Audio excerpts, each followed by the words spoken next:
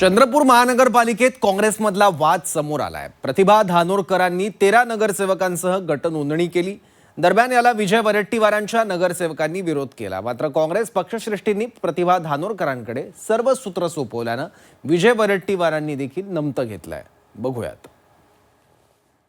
महापौर हा माझा होणार आणि स्टँडिंग कमिटीचे चेअरमन हे आदरणीय विजूभाऊ यांचा होणार। मी एक पाऊल मागे घेतलं, दुसरे कोणी मागे घ्यायला तयार नाही। नेता म्हणून मलाच मागे घ्यावं लागतं। इथे एक म्हण आहे की नाचणाना आहे अंगण तेढा, आणि त्याच प्रकारे विजय वरट्टीवारजींची दशा दिसते, म्हणजे त्याच प्रकारचं वागणुकी ते करतात आहे। सर्वांचा विकास व्हावा या दृष्टीने आम्ही प्रयत्नशील आहोत। आम्हाला अनेकांनी संमती दिली आहे महापौर बनवण्याच्या दृष्टीने। माहितीप्रमाणे 1-1 कोटीची ऑफर सुद्धा दिल्याची माहिती माझ्याकडे आहे। आता नेत्यांना कुणीही मूर्ख बनवू शकतो अशी वेळ नक्कीच आली आहे। कोण कशाला पैसे देईल? चंद्रपूर महानगरपालिकेच्या निकालानंतर काँग्रेसमधील अंतर्गत वाद उफाळून आला।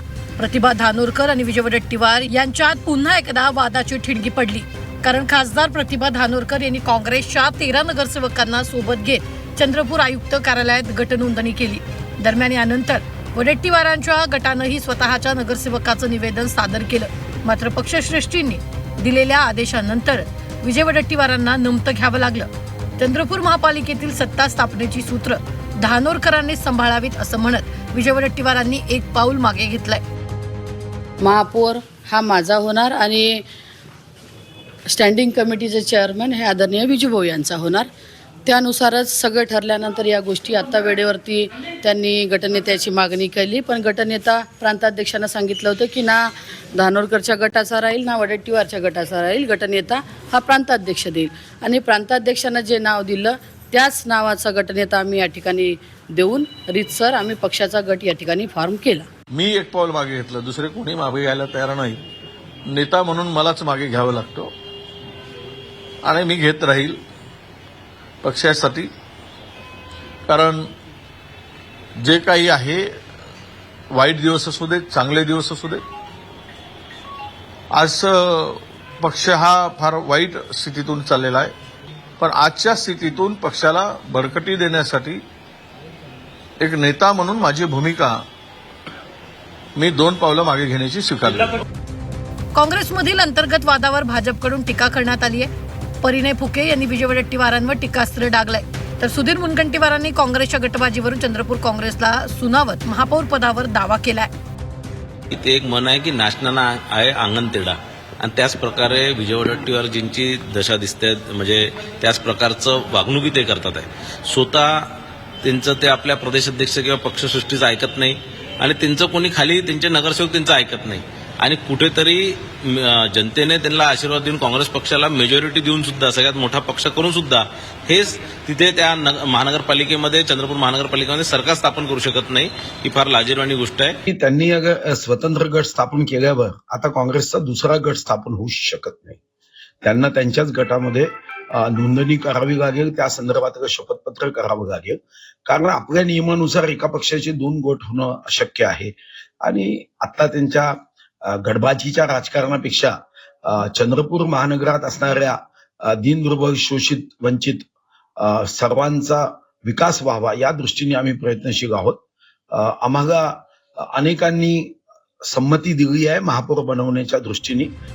चंद्रपूर महानगरपालिकेत कुणालाही स्पष्ट बहुमत मिळालेलं नाही, त्यामुळे भाजप आणि काँग्रेसनं बहुमतासाठी जुळवाजुळव सुरू केली आहे। सत्ता स्थापनेच्या हालचालीमध्ये विजय वरट्टीवार यांनी भाजपवर गंभीर आरोप केला।